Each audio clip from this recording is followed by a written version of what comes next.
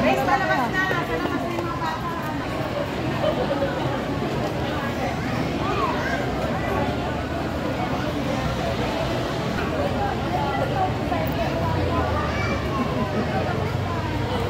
Yan pala may gusto nila ng gano'n. Para pala sa ganun yun, yung slogan nila. Nakipag-away pa sa akin kagabi. Sabi ko nga, hindi naman kita sinali sa slogan na. Bigla siya, last minute sumali siya. Oo, yung akin. akin. Sinasabi niya, hawakan daw. Ano ba yan? Yung kaya kung alam ko rin na ganyan lang yung purpose niyan eh. Oo. Grade 6 to.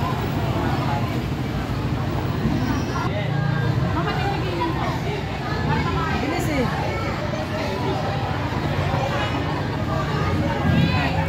Ang cute nung gatas.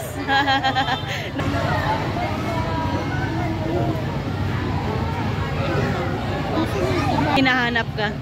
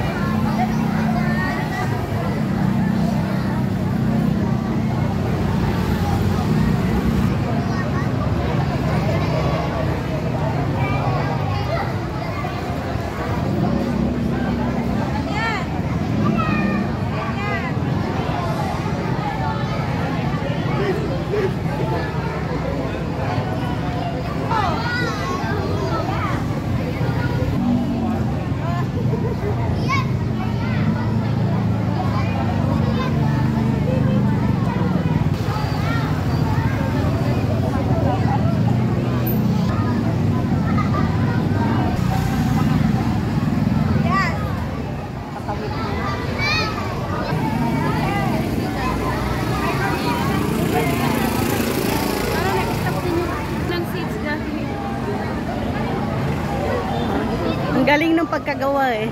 Kaya Ate Rhea. Nanay, ang mahal pa naman yan. Meron pa yun. Oo nga. Cute ng ginawa ni...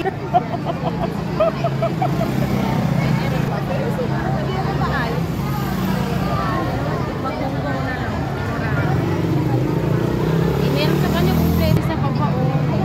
Saka liliit ng monggo para itikit. Hindi mo pinangulugan yan. Sa bagay ka, ganyan mo ilalaglag. Ikalat mo lang yung lugar sa laglag. Sayang. Walang talagang nag-consume ng tinapay. Oh, meron, sabi ko sa'yo. Ayun, oh. Ayun sa'yo eh. Maganda nga ang tinapay gawin. Meron nga dyan, totoo ang tinapay. Oo, ayun nga, totoo. Ayun yung sinabi ko. Tapos dinirinda niya. Kasi binalot. Oo, binalot naman niya ng plastic eh. Malinis. Diba? Tan. Kapag gato ng plastic.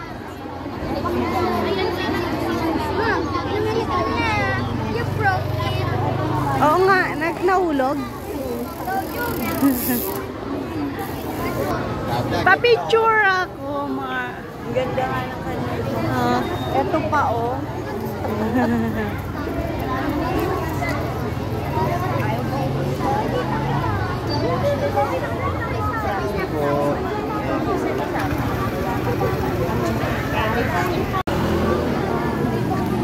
Congrats. Congrats sa mga nanay na mga ma-effort para may time maggawa ng ganyan.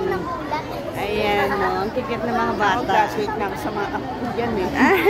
Wala. Mga apo-apo na lang po. Na high school na lahat dito nag-aaral ng mga anak ko. Ito rin mga kailan ko. Bakit ng tinapay patatas? Saan yung anak mo? Andoon na. Pero yung babae, tapos na ba yun? College na. Akala ko nag-aaral na ngayon eh. Training na. College pa lang po, first year.